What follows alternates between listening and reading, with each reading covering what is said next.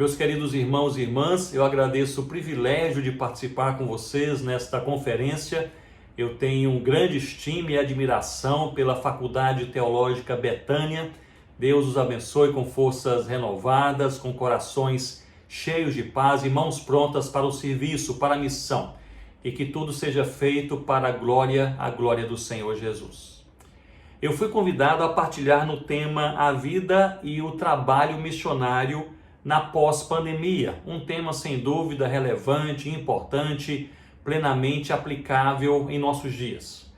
E como é do conhecimento público e global, a pandemia ela atacou diretamente estruturas, sistemas, pessoas e projetos em todo o mundo. Nós podemos afirmar sem sombra de dúvidas que bilhões de pessoas foram afetadas nas mais diversas áreas, física, financeira, familiar, espiritual, emocional e também ministerial. Essa pandemia não apenas gerou novos sofrimentos, certamente o fez, mas sobretudo trouxe à tona aquilo que já estava fragilizado, sejam pessoas, relacionamentos. Aliás, o índice de divórcio tem aumentado intensamente em alguns países desde meados de 2020, do ano passado. E ela também atingiu instituições, empresas, governos e, sem dúvida, atingiu frontalmente igrejas e projetos missionários. Lembre-se que crises têm essa habilidade, a habilidade de trazer à tona, de expor o que já se encontra vulnerável, o que já se encontra fragilizado. E nós somos assim levados a refletir sobre o que irá mudar de forma prolongada após a pandemia, durante a pandemia, mas pensando especificamente na pós-pandemia. E em nosso caso específico, neste momento, nessa reflexão, o que irá mudar no contexto da missão. Permitam-me introduzir citando brevemente 3 tendências no cenário mundial que possivelmente afetarão a maneira como cumprimos a missão, tendo em mente que a missão não muda, pois foi dada por Deus à sua igreja. O que muda é o contexto, é a forma como cumprimos a missão em novos contextos. E a primeira tendência que pode ser observada no cenário mundial durante a pandemia, e certamente irá se prolongar nessa pós-pandemia, é o aumento do nacionalismo. O nacionalismo é o conjunto de medidas e comportamentos de proteção ao nacional, ao doméstico, às fronteiras, ao próprio estilo de vida e cultura, suspeitando e até mesmo competindo ou censurando o estrangeiro, o que não é nacional.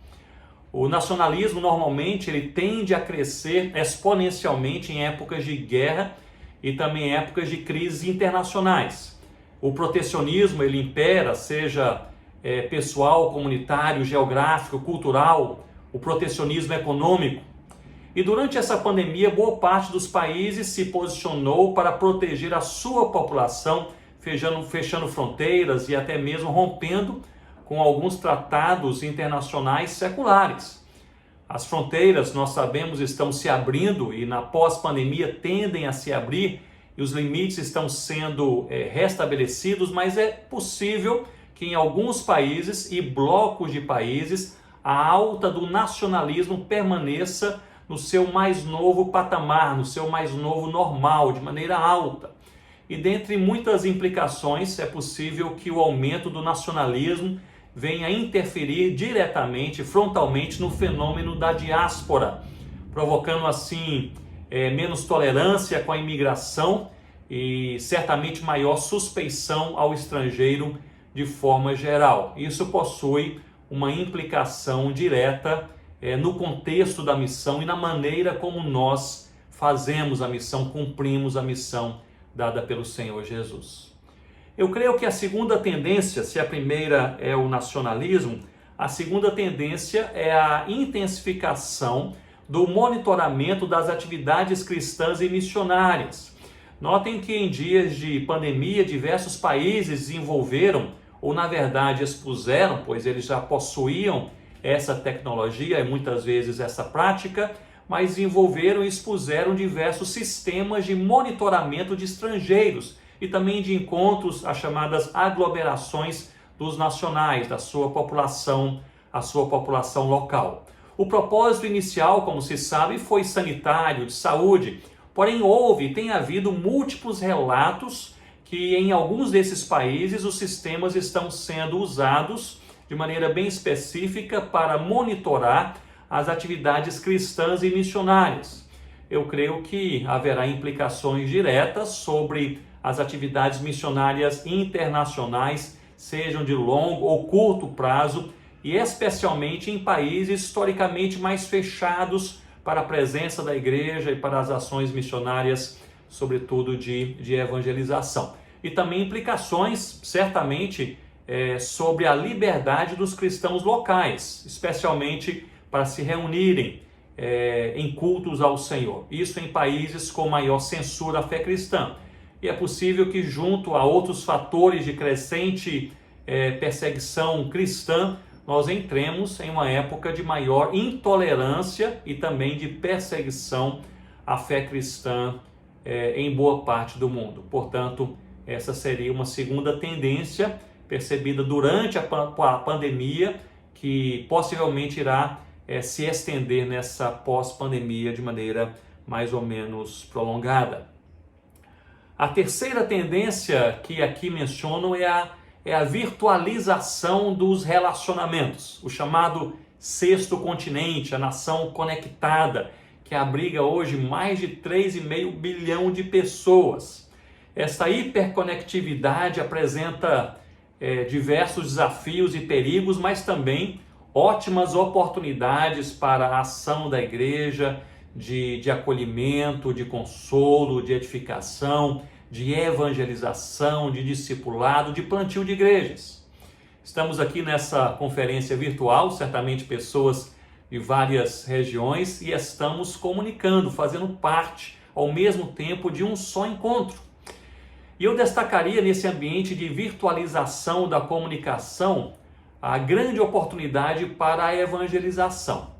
A Christian Vision, ela mencionou, isso já no ano passado, em meados do ano passado, que até o mês de maio de 2020, mais pessoas haviam assistido aos seus vídeos evangelísticos espalhados pela internet do que o total de pessoas no ano anterior. Portanto, grandes oportunidades.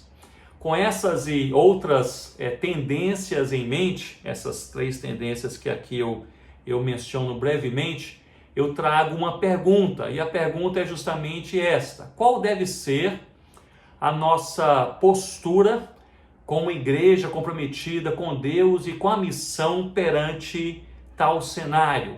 Qual deve ser a nossa postura de fé, a nossa postura de vida, a nossa postura missionária? E eu desejo, portanto, refletir com vocês em Atos, capítulo 16, leremos apenas um verso, que é o verso 25. E Atos 16, 25, vocês podem abrir, por favor, suas Bíblias comigo neste momento. E este é um dos versos que mais me impressiona em todo o Novo Testamento, pois esse verso é uma claríssima manifestação de Deus no coração de dois homens em um dos momentos mais críticos de suas vidas. Portanto, nós podemos ler a palavra do Senhor em Atos 16, 25, que diz assim: por volta da meia-noite, Paulo e Silas, eles oravam e cantavam louvores a Deus, e os demais companheiros de prisão escutavam. Lembrem-se comigo que o Evangelho sofre 4 impulsos registrados no livro de Atos, que espalham a mensagem de Cristo, do Cristo vivo, por todo o mundo do primeiro século, por boa parte daquele mundo. O primeiro impulso podemos chamá-lo de impulso da espiritualidade, com foco em Atos capítulo 2 com Pentecoste. Observem que mais de 3.000 pessoas se convertem ao Senhor Jesus e 14 nações foram diretamente alcançadas pelo Evangelho. E à medida que os convertidos voltavam para suas terras, muitas igrejas surgiram, provavelmente a própria igreja na cidade de Roma. Portanto, a descida permanente do Espírito Santo sobre a igreja durante o Pentecoste espalha o Evangelho do Senhor Jesus Cristo em boa parte do mundo conhecido naquela época. O impulso da espiritualidade em Atos 2. O segundo impulso podemos chamá-lo de impulso do sofrimento, com base em Atos no capítulo 8. A igreja, nós sabemos do texto e do contexto, a igreja é perseguida, ela sofre física, emocional e espiritualmente, como relatado nos 3 primeiros versículos do capítulo 8 de Atos, o sofrimento físico visível, o sofrimento emocional da alma, do coração, e o sofrimento espiritual que tenta solapar, que tenta sufocar a fé, a crença da própria igreja no Senhor Jesus. Isso nós vemos aqui esse relato em Atos capítulo 8, nos 3 primeiros versículos. Eles também matam Estevão, aprisionam os cristãos, dividem as famílias, mas ao serem dispersos, diz o texto bíblico, que esses cristãos, por boa parte do mundo, daquela região onde eles estavam ali inseridos, pregando a palavra de Deus. Em diversos lugares, como em Samaria, multidões se convertem ao Senhor Jesus. E assim o sofrimento que se abateu sobre a igreja, tão terrível, esse sofrimento foi usado por Deus para que a sua palavra fosse espalhada e muitas pessoas, famílias e cidades passassem a reconhecer Jesus Cristo como Senhor e Salvador. Portanto, 2 impulsos promovidos por Deus que nascem do coração de Deus e que impulsionam o Evangelho, fazendo a igreja do Senhor Jesus pregar de maneira mais intensa e mais intencional a palavra do Senhor, o Evangelho de Cristo em boa parte do mundo. O impulso da espiritualidade em Atos 2, o impulso do sofrimento em Atos capítulo 8. E o terceiro impulso que nós podemos encontrar de maneira claríssima no livro de Atos se encontra em Atos capítulo 13, que é o impulso do envio missionário. A igreja de Antioquia, em Atos 13, ouvindo a voz do Espírito Santo, envia Paulo e Barnabé para os gentios, onde o evangelho não havia ainda sido pregado. Diz o texto em Atos 13 que a igreja impôs sobre eles as mãos e os despediu. Literalmente ali a expressão grega para serem despedidos significa soltar as amarras. E enviados imediatamente passaram a evangelizar e a plantar igrejas, o que aconteceu na Caia, na Ásia, na Galácia, Macedônia e assim por diante. Portanto, o impulso do envio missionário. O quarto impulso que eu gostaria de mencionar nesse momento é o impulso da multiplicação de igrejas, a partir de Atos capítulo 15 e Atos capítulo 16. Vocês devem se lembrar que o evangelho se espalha a partir desse período histórico, igrejas nascem e agora essas igrejas passam a colaborar com o plantio de outras igrejas em diversas partes do mundo. Foi o que vimos, por exemplo, na cidade de Filipos. Nasceu uma igreja a qual imediatamente se associou a Paulo e a sua equipe para o plantio de outras igrejas, de novas igrejas, como em Tessalônica e Bereia. 4 impulsos usados por Deus para que pessoas, famílias, cidades e nações ouvissem o Evangelho do Senhor Jesus. Em Atos 16, no texto que nós lemos, nós encontramos Paulo e Silas presos por pregar o Evangelho em Filipos. Era, por assim dizer, o golpe fatal após uma série de provações terríveis que haviam enfrentado. Logo nos versos 6 e 7 do capítulo 16 de Atos, nós lemos que eles haviam tentado evangelizar a Ásia e a Bitínia, mas que eles haviam sido impedidos por Deus. É algo curioso, uma iniciativa missionária de evangelização impedida por Deus. Seguem, portanto, para Troade para refletir e orar, pedindo assim a direção de Deus. Troade era apenas um porto marítimo, e eu entendo que eles voltaram para Troade para refletir, para perguntar a Deus o que está acontecendo e para perguntar a Deus se as portas se fecharam para a Ásia e para a Bitínia, para onde o Senhor quer nos enviar. Portanto, eles chegam ali em Troade e Paulo tem ali uma visão de um homem da Macedônia que diz: passa a Macedônia e ajuda-nos.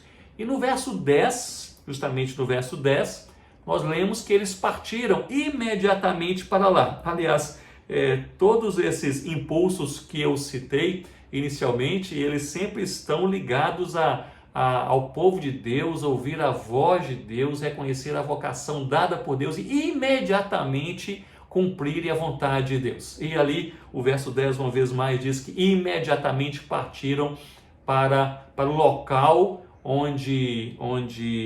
para o qual Deus os havia dirigido, e eles compreenderam isso. Essa é a vontade de Deus.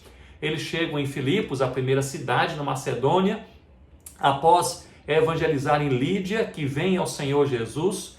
Eles expulsam o demônio de uma jovem possessa. Mas os homens que lucravam com aquela jovem, que era vista, era reconhecida como vidente naquela sociedade, esses homens se revoltaram e arrastaram Paulo e Silas para a praça da cidade, onde eles foram humilhados, suas vestes foram rasgadas e eles foram açoitados prolongadamente. E logo depois de tudo isso acontecer, vocês podem imaginar comigo essa balbúrdia, essa crise, essa confusão, esse sofrimento prolongado. Logo após de tudo isso acontecer, eles são lançados na prisão. Mas não bastassem estarem presos, seus pés foram presos em um tronco naquele cárcere. Que dia terrível! Vocês podem imaginar comigo lendo esse texto? Que dia terrível! Dia de humilhação, arrastados por uma multidão, roupas rasgadas em público, açoites, varadas durante um tempo prolongado, jogados na prisão, pés amarrados em um tronco, em um lugar escondido daquela masmorra. E é justamente nesse contexto, aliás, nesse momento, que surge o verso que nós lemos, que foi o verso 25. Por volta da meia-noite, Paulo e Silas oravam e cantavam louvores a Deus, e os demais companheiros de prisão, eles escutavam. Isso é fascinante, somente fortalecidos por Deus poderiam fazer isso. Era meia-noite, eles oravam, adoravam e cumpriam a missão. Nós vemos aqui, portanto, de forma resumida e de forma emblemática, o posicionamento desses homens em meio ao sofrimento, em meio à crise. 3 palavras aqui se destacam: a palavra oração, a palavra adoração e uma palavra que não está no texto, mas é uma palavra que ela encerra, ela resume, ela expõe o que aconteceu nesse texto, que foi missão. Os demais companheiros de prisão escutavam: oração, adoração e missão. E eu creio que esse verso, em boa medida, ele resume e ele propõe uma postura da igreja do Senhor Jesus no compromisso com Cristo, com a sua palavra e com a missão em épocas de crise. E eu creio que é uma direção clara para as nossas vidas como igreja do Senhor Jesus nessa pandemia, pensando na vida e no trabalho missionário. Primeiramente a oração. Por volta da meia-noite, ou seja, depois de um dia exaustivo, sufocante, em que tudo vai mal, além da imaginação, em lugar de conversarem entre eles, conversavam com o Pai. Em lugar de eles pensarem como iriam responder às autoridades no dia seguinte, em lugar de prepararem a própria defesa, eles falavam com o Senhor Jesus. Eles não se atreviam a planejar os próximos passos sem primeiro depositarem perante Deus as suas preocupações. Eles não discutiam ou decidiam sobre projetos missionários sem um sincero diálogo com Deus. Meus irmãos e irmãs, eu creio que a oração é a mais profunda declaração de nossa dependência de Deus. Ao invés de gritar contra a pandemia, nós falamos com Deus. Ao invés de nos defendermos perante os acusadores, nós falamos com Deus. Em lugar de abraçarmos o desânimo em uma época difícil, nós falamos com Deus. Vocês podem verificar em Atos 16 que Paulo e Silas haviam tentado ir para a Ásia e a Bitínia, mas Deus não o permitiu. Eles não sabiam o que fazer, como já mencionei. Eles voltam então para Troade, aquele porto marítimo, e foi ali que tiveram direção de Deus. E nós podemos aqui afirmar que Troade era um lugar de espera, de pausa, um lugar de oração, um lugar de perguntar a Deus qual é o próximo passo. Qual é o próximo passo? E nós, como igreja do Senhor Jesus, nós, como aqueles que estão envolvidos com a missão, que é a missão de toda a igreja proclamar o nome do Senhor Jesus entre todos os povos da terra, perante essa nova crise global que caiu sobre todo mundo, essa pandemia, e pensando agora nesse momento de pós-pandemia, nós precisamos orar, nós precisamos perguntar a Deus qual é o próximo passo. Lembrem-se comigo que somente ali em Troade eles foram guiados claramente pelo Senhor para a Macedônia. Irmãos e irmãs, nós precisamos gastar mais tempo em Troade, nós precisamos pausar mais, nós precisamos ouvir mais, nós precisamos orar mais.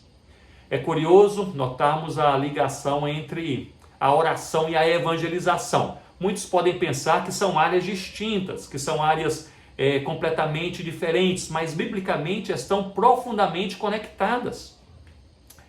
Em Efésios, no capítulo 6, nos versos 18 e 19, Paulo, já na conclusão daquela carta aos Efésios, faz algo raro. Ele pede oração por algo pessoal. Nós bem sabemos que Paulo era um homem de oração. Ele orava, ele escrevia as orações. Aliás, boa parte das cartas que nós lemos na palavra de Deus, cartas paulinas, são orações escritas. E rogo também por vós, meus irmãos, são orações ali escritas. Ele era um homem que orava, que ele escrevia as orações, ele ensinava o povo de Deus a orar e ele também pedia orações. Mas nessa rara oportunidade ele pede oração por um motivo próprio, pois normalmente ele pede oração pelo espalhar do Evangelho do Senhor Jesus, pensando na igreja de Cristo, no reino de Deus, não se incluindo diretamente naquele motivo de oração. Mas nesse momento em Efésios capítulo 6, versos 18 e 19, ele pede oração por ele. Ele diz: orem também por mim, para que ao abrir da minha boca me seja dada a palavra com ousadia para a pregação do Evangelho do Senhor Jesus. Portanto, ele pede oração para ter intrepidez, para ter coragem, para ter ousadia na pregação do Evangelho. Eu creio que isso é no mínimo curioso. Ora, se há alguém em todo o Novo Testamento que nós conhecemos por ser intrépido, por ser corajoso na pregação do Evangelho, é o próprio apóstolo Paulo. Paulo pregou o Evangelho em meio a uma tempestade. Paulo pregou o Evangelho sendo atacado por uma multidão. Paulo pregou o Evangelho, como vimos, até mesmo na prisão. E agora ele pede oração para que ele tenha coragem para pregar o Evangelho. Irmãos e irmãs, o que isso significa? Isso significa que coragem, que ânimo, intrepidez para a evangelização não é algo que nós temos naturalmente, vem de Deus, E é por isso que nós precisamos orar. Se nós evangelizamos pouco, é porque nós oramos pouco. Nós precisamos pausar mais, nós precisamos falar mais com Deus, nós precisamos orar mais a Deus, pedindo coragem, intrepidez, perseverança, discernimento, portas abertas para falarmos do nome do Senhor Jesus. Mas não apenas oração, nós vemos e encontramos a oração de maneira explícita aqui nesse versículo 25, mas também a adoração. É interessante que em lugar de chorarem suas dores, e eles tinham motivos para isso, vocês bem sabem esse dia terrível pelo qual eles passaram, o verso que lemos, ele diz que eles cantavam louvores ao Senhor.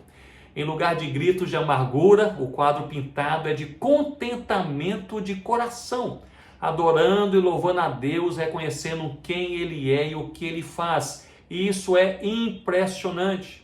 Eles não esperaram a crise passar para louvar a Deus. Eles não esperaram ser soltos da prisão para louvar a Deus. Eles não esperaram o terremoto que os livrou da prisão, uma ação sobrenatural de Deus, para louvarem a Deus. Na verdade, no pico da incerteza, do desconforto, eles elevaram suas vozes dizendo: nós não sabemos o que irá acontecer, se pudéssemos escolher, certamente não estaríamos aqui, mas sabemos que Deus é Deus, louvado seja o nome do Senhor Jesus. Irmãos e irmãs, nós vivemos dias incertos, e além das incertezas diárias da vida, que nos são mais naturais, nós experimentamos uma pandemia que pressiona a sociedade todos os dias. Famílias enlutadas, pessoas abaladas, enfermas, desempregadas. Talvez alguns se sintam como Paulo e Silas no fundo do cárcere, depois de terem apanhado e terem sido humilhados publicamente. E se esse é o seu caso, em alguma medida, o momento é de encher o seu coração de fé e de esperança, fazendo como eles fizeram. Nós não sabemos o que nos espera, o sofrimento é real e prolongado. Se pudéssemos escolher, nós não estaríamos aqui, nós não passaríamos por isso, mas Deus é Deus, nossas vidas estão nas mãos de Deus, louvado seja o nome do Senhor Jesus. Do Senhor Jesus. Um dos relatos mais trágicos do Antigo Testamento encontra-se nos primeiros capítulos do primeiro livro de Samuel. Observando esse texto, nós vemos que o povo de Deus foi atacado e também derrotado pelos filisteus próximo a Ebenezer, que era um vilarejo de Efraim. E pasmem, mais de 30 mil pessoas foram mortas naquele conflito e a Arca da Aliança foi levada pelos inimigos, causando assim uma grande comoção em todo o povo de Deus. O sacerdote Eli, ao receber as notícias do fracasso na batalha e também da morte dos seus filhos, além da notícia da perda da arca do Senhor, ele caiu e morreu. E a sua nora, que estava grávida, sofreu dores de parto e deu à luz um filho e o chamou Icabô, que significa foi-se a glória de Israel. Foi-se a glória de Israel. Está registrado em 1 Samuel capítulo 4.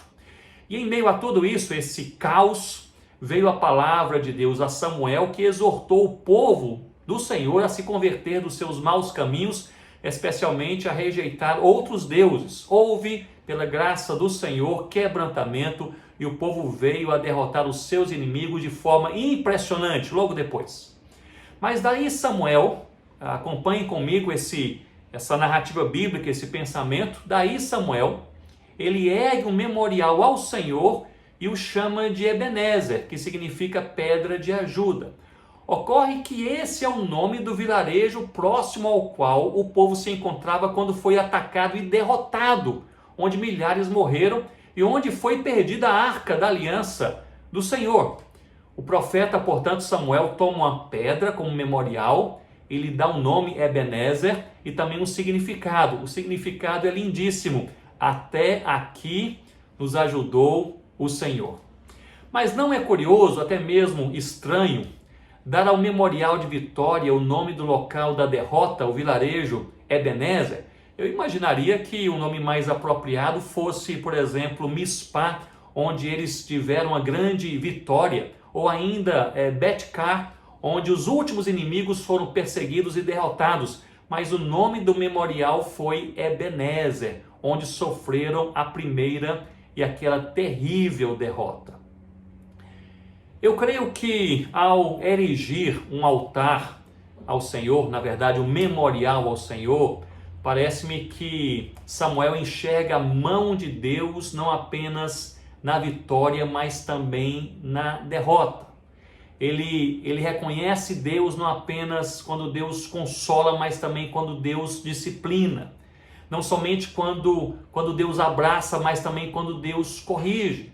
Portanto, ele dá àquele memorial o nome do local onde foram derrotados, mas ele reconhece que Deus também agia ali.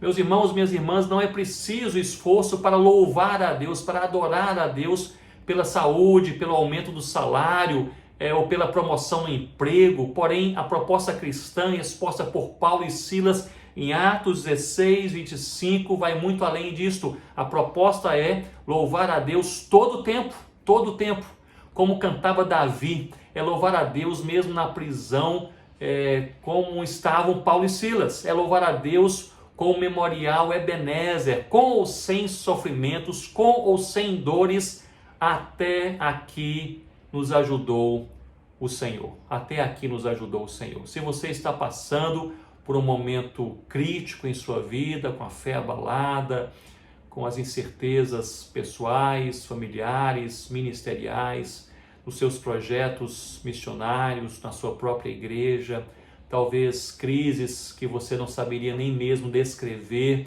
mas estão enraizadas, estão acomodadas nas partes mais profundas da sua alma. Eu gostaria de lhe convidar, como fez Samuel e convocou o povo de Deus a fazer, a nós erigirmos em nossas vidas esse memorial, dizendo, na crise ou fora da crise, na dor ou na saúde, tendo aquilo que precisamos ou mesmo na falta, nós adoramos a Deus. Até aqui nos ajudou o Senhor, louvado seja o nome do Senhor Jesus. Portanto, oração é a postura da igreja perante momentos prolongados de crise. A adoração é outra parte da postura dessa igreja perante momentos prolongados de crise. E nós vemos aqui nesse texto preciosíssimo também a missão. Olhem para o verso que nós lemos. Paulo e Silas já haviam pregado o dia todo e eles haviam sido perseguidos por isso, porque estavam pregando o evangelho, fazendo a obra de Deus. Talvez fosse mais prudente nesse fim de dia eles se calarem, não é verdade? Mas eles fazem justamente o contrário. Eles aproveitam a oportunidade em uma prisão onde muitos estão prontos para ouvir, em um horário de quietude. O texto diz, e é interessante que o Espírito Santo resolve aqui registrar no texto sagrado, por volta da meia-noite, ou seja, nos dá essa informação preciosa, por volta da meia-noite, momento de quietude em que a maioria já está pronta para adormecer. Eles louvam a Deus em voz alta, e diz o texto, os demais companheiros de prisão escutavam. Não haveria nenhuma novidade se os demais companheiros de prisão ouvissem murmúrio ou queixa, mas era impressionante ouvirem um louvor a Deus naquela prisão, naquela masmorra, certamente. Missão é reconhecer que Deus está trabalhando mesmo em meio ao caos ou quando nós não conseguimos enxergar. Missão é centralizar o evangelho em tudo que somos e em tudo que fazemos. Missão não é simplesmente agregar algumas práticas na vida diária, é ter uma cosmovisão, a nossa visão de mundo impregnada pelo valor do Evangelho do Senhor Jesus Cristo. E quando isso acontece, até em prisões é possível orar e cantar para que outros ouçam e sejam edificados, sejam confrontados, sejam consolados, sejam atraídos ao Senhor Jesus. Que o Espírito Santo usa cânticos, palavras cantadas e faladas e vidas expostas, mostradas na sua conduta diária, para que, por meio da mensagem do Evangelho, o próprio Espírito Santo toque naqueles corações e eles possam abrir os olhos para enxergar, os ouvidos para escutar o que Deus está fazendo. Eu li em uma publicação estrangeira no ano passado uma análise sobre a missão na pós-pandemia, isso ainda em 2020. O autor, ele menciona que os projetos missionários levariam anos para se recuperar e muitos seriam descontinuados, iriam parar. Quanto às igrejas, ele sugere que levariam anos tentando sobreviver para somente depois pensar em voltar a crescer. Ele prevê assim uma década de marasmo missionário, de letargia missionária, de retorno precoce de obreiros, fechamento de igrejas e assim por diante. E do ponto de vista puramente analítico, faria sentido, mas eu creio que ele se esqueceu de que é justamente especialidade de Deus promover o Evangelho e fortalecer o seu povo em meio às crises. Nas narrativas históricas do Antigo Testamento, nós vemos sandálias que não se gastaram durante 40 anos, enquanto o povo de Deus enfrentava o deserto. Nós vemos água que jorrava da pedra, nós vemos comida provida por pássaros, nós vemos nuvem de dia, luz durante a noite. A missão não irá parar, ela será cumprida, pois ela foi dada por Deus, no poder de Deus, segundo a vontade de Deus, para a glória de Deus. A igreja não irá morrer, ela será fortalecida. Sim, talvez torne-se mais difícil o trabalho em diversos contextos. Como falamos no início, novas barreiras serão impostas, será mais complicado e talvez mais perigoso fazer missões, mas nós temos conosco essa verdade bíblica poderosíssima, que o Senhor está conosco e Ele que está conosco, que nos guiou no passado, nos guia no presente momento, amanhã não será diferente. Ele está conosco todos os dias. Na verdade, foi isso que o Senhor Jesus falou aos discípulos em Mateus capítulo 28, quando ele apresenta aos discípulos e convoca os discípulos para a grande comissão e espalhar o evangelho e fazerem discípulos entre todas as nações, isso com base na autoridade do próprio Senhor Jesus, pois a grande comissão tem início não com a autoridade da igreja, mas com Jesus dizendo: toda a autoridade me foi dada nos céus e na terra, e envia a igreja, ide, portanto, e fazei discípulos. É uma ida, é um envio, é uma expulsão com uma missão.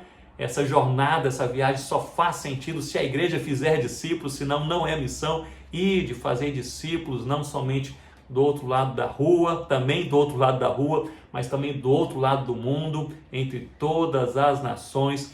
E Jesus, ele nos ensina como fazer discípulos, ensinando-os a obedecer aquilo que eu os tenho ordenado, aquilo que eu os apresento, os meus ensinos, todos os dias, batizando-os, ou seja, inserindo-os numa comunidade de fé, como povo de Deus, em uma igreja local. Mas tudo isso só é possível com aquilo que Jesus fala ao fim. Ele diz: e eis que estarei convosco. E eu amo essa parte desse versículo que diz todos os dias, até a consumação do século, todos os dias. A segurança que nós temos que a missão não irá parar, mas será cumprida, é a presença do Senhor Jesus com a sua igreja, conosco, todos os dias, também na pós-pandemia, todos os dias. Portanto, oração, adoração e também a missão. Eu creio que esses três posicionamentos bíblicos de Paulo e Silas nos servem como uma plataforma de fé e prática para momentos de crise, momentos de incerteza e para os tempos que ainda virão. Permitam-me trazer algumas sugestões para as nossas vidas, algumas sugestões práticas sobre as quais eu já falei, na verdade, mas apenas para relembrar nesse momento. Primeiramente, eu creio que é momento de orar, Ore por sua vida, por sua família, por nossa nação, pelas nações, pelos povos ainda sem o evangelho do Senhor Jesus. Ore pelos missionários e pelas iniciativas e projetos missionários. Houve certamente um grande impacto sobre muitos projetos, muitas vidas, e esse é um momento de retomada, é um momento em que é preciso experimentarmos forças renovadas. Ore pelo movimento missionário global, ore pelo movimento missionário brasileiro, para que Deus renove as forças, renove a paixão, renove a esperança. Ore pelas igrejas, por um avivamento espiritual, um profundo interesse pela palavra, pela santidade de vida e verdadeira comunhão entre os irmãos.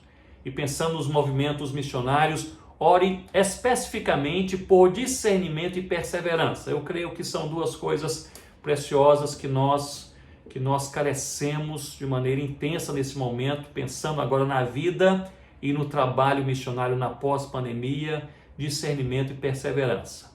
Aliás, quando eu tinha 14 anos de idade, eu sou filho de pastor, meu pai já falecido, era um pastor presbiteriano, ele pregava em um culto numa quarta-feira à noite, e ele pregou sobre a grande comissão. Eu já havia ouvido aquele sermão, na verdade, diversas vezes, acompanhando meu pai em outras igrejas e congregações, nas quais ele também pastoreava, mas naquela noite algo diferente aconteceu, e Deus promoveu em meu coração algo que eu entendo como sendo uma das marcas mais específicas do chamado ministerial, que é a convicção, Eu entendo que Deus está me chamando de maneira específica para a sua obra. Nós sabemos que todos os salvos são chamados por Deus para pelo menos 7 práticas missionárias, que é a palavra, oração e leitura da palavra de Deus, quer dizer, a palavra, a adoração, a comunhão, a oração, a santidade, as boas obras e a evangelização.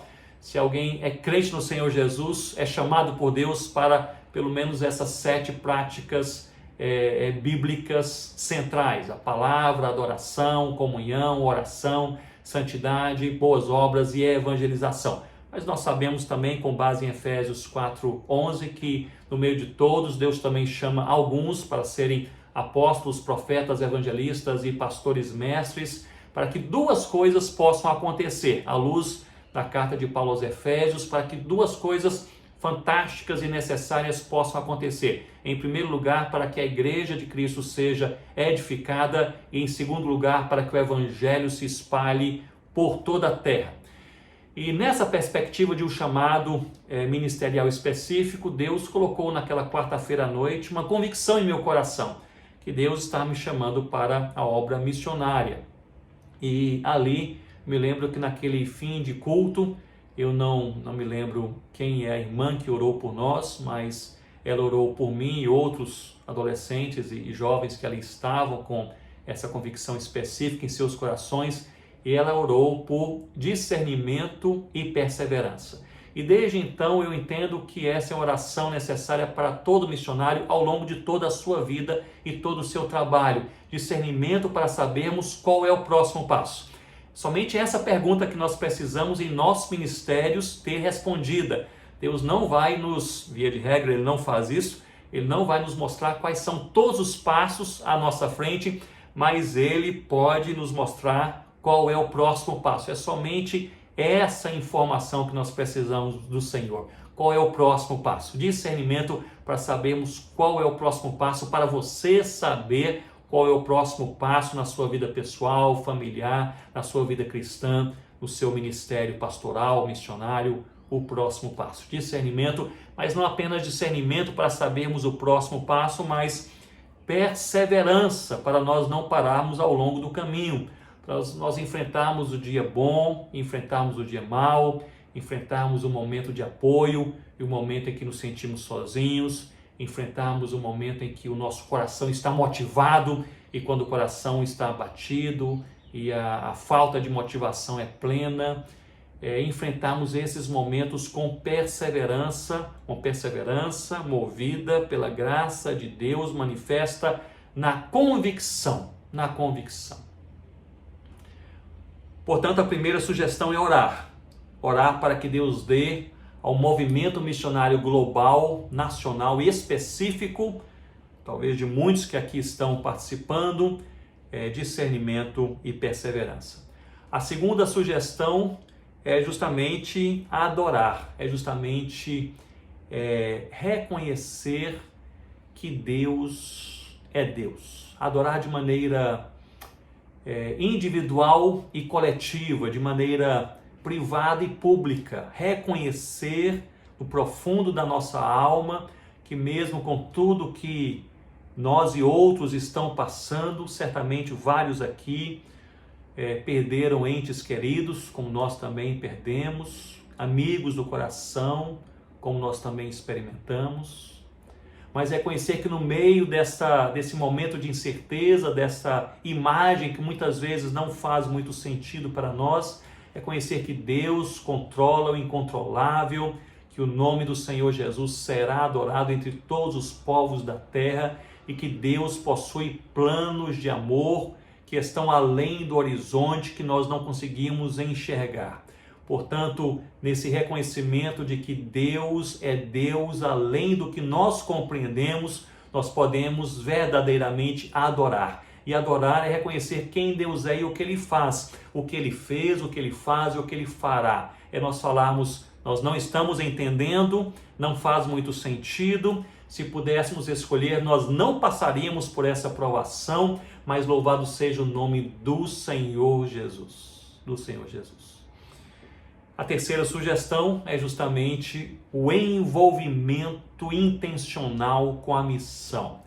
Se essa pandemia e a pós-pandemia, pelo que tudo indica, elas trazem diversos desafios que são claríssimos e que caíram sobre toda a humanidade, também sobre as nossas vidas, elas também, pela graça e pelo poder de Deus, trazem ricas oportunidades. Ricas oportunidades. Parte do nosso projeto, ministério missionário, nesses dias, Rossana e eu, nós iniciamos um projeto chamado Planters, juntamente com Márcio e Isaura.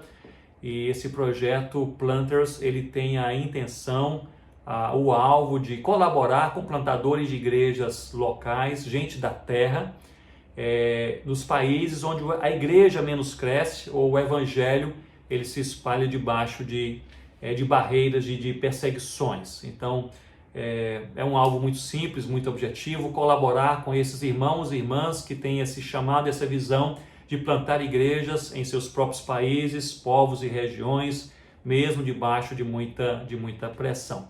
E como parte desse ministério, nós temos tido o privilégio de encontrar, antes da pandemia, presencialmente, queremos, se Deus assim permitir, em breve voltar, mas durante a pandemia, de maneira virtual, com dezenas e dezenas de grupos de plantadores de igrejas nacionais em países mais fechados para a presença da igreja e o espalhado evangelho do Senhor Jesus.